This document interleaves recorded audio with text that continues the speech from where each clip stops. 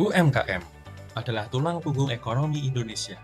Namun, di tengah gempuran era digital, tidak semua pelaku usaha siap mengikuti perubahan. Digitalisasi meski menjanjikan, hadir dengan tantangan yang tidak kecil. Lalu, apa yang menghambat mereka? Perkenalkan, beliau adalah Rafael Adrian, pelaku UMKM di bidang interior design dan landscape design bernama Bilarji Design. Rafael sudah menjalankan UMKM ini selama 5 tahun, sejak tahun 2020. Sudah sejauh manakah usaha dari Kak Rafael nih dalam mengadopsi teknologi digital dalam operasional bisnis yang selama ini sudah berjalan?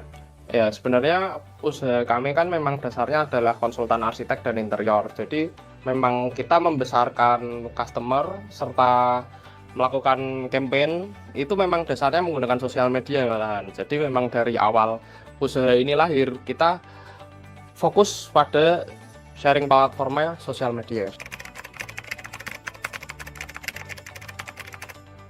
Dari selama ini yang sudah berjalan, apa saja tantangan terbesar yang dirasakan oleh Kak Rafael yang dihadapi saat mulai beralih ke sistem digital pada saat ini?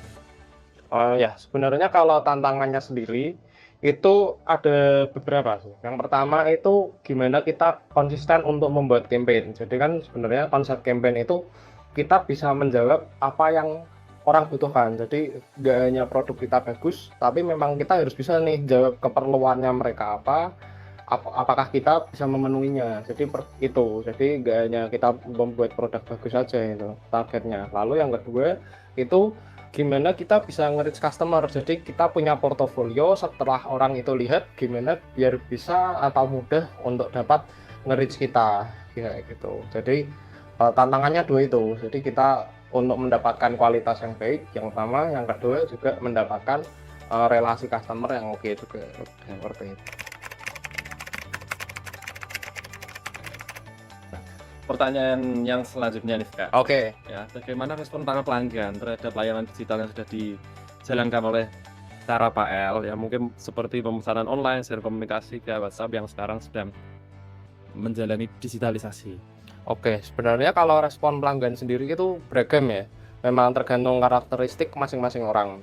Memang kalau dari sisi pengalaman saya serta tim itu memang faktor usia itu mempengaruhi. Jadi dari pelanggan yang muda hingga kita harus ada beberapa pelanggan yang harus bisa kompromi karena kalau semisal rentang usianya lebih muda, mereka memang aktif di sosial media dan bisa menggunakan sosial media secara cakap. Berbeda dengan memang orang yang sudah lebih tua, itu kadang prefernya kita memang melalui WhatsApp, tapi nanti kita follow up melalui tatap muka, atau perkembangannya kita bisa melakukan pertemuan secara offline di lokasi seperti itu. Nah, menurut Kak Rafael sendiri nih, apa yang dibutuhkan oleh UMKM, terutama seperti di bisnis atau bidangnya Kak Rafael sendiri, agar lebih siap dalam mengadopsi teknologi digital? Sebenarnya sih kalau kita bisa beradaptasi caranya mudah. Kita belajar konsisten dulu dari awal, belajar coba tiap hari. Jadi hari pertama kita coba belajar apa sih itu campaign, hari kedua kita coba mengetahui bagaimana menyusun portofolio supaya orang-orang bisa melihat jejak bisnis kita. Lalu nanti setiap hari kita coba dipraktekin di dalam bisnis. Di saat yang sama juga di beberapa saat kita coba evaluasi. Dari sana nanti kita bisa nemuin nih mana yang oke, mana yang bisa nge-reach customer, mana yang informatif, mana yang bisa membuat perusahaan ini semakin berkembang. Jadi dari situ, dari konsisten itu kita bisa nih belajar dari banyak platform. Sebenarnya kalau belajar dari manapun tuh dari semua platform sekarang sudah ada ya. Jadi tergantung kitanya sendiri sih kalau sekarang sih. Mau belajar konsisten apa enggak kayak gitu sih.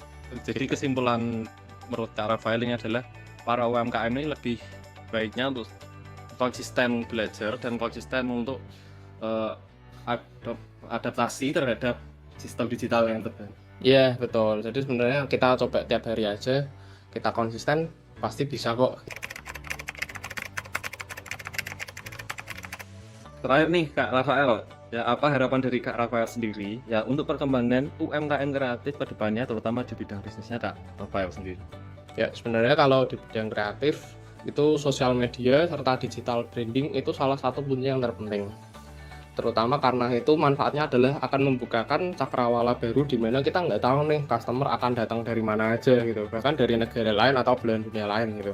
Lalu harapannya sendiri itu supaya memang usaha-usaha nanti yang ketika orang memang masih skeptis itu usaha tidak berhasil di dunia digital bisa dicoba dulu aja, karena memang sebermanfaatan itu, serta percepatan teknologi informasi itu sangat pesat. Jadi kita memang harus bisa mengadaptasinya supaya memang banyak, istilahnya kita menangkap kemungkinan-kemungkinan lah. Jadi memang tidak ada yang pasti, tapi kita meningkatkan kemungkinan itu supaya kita mendapatkan kesempatan-kesempatan yang baik di masa mendatang.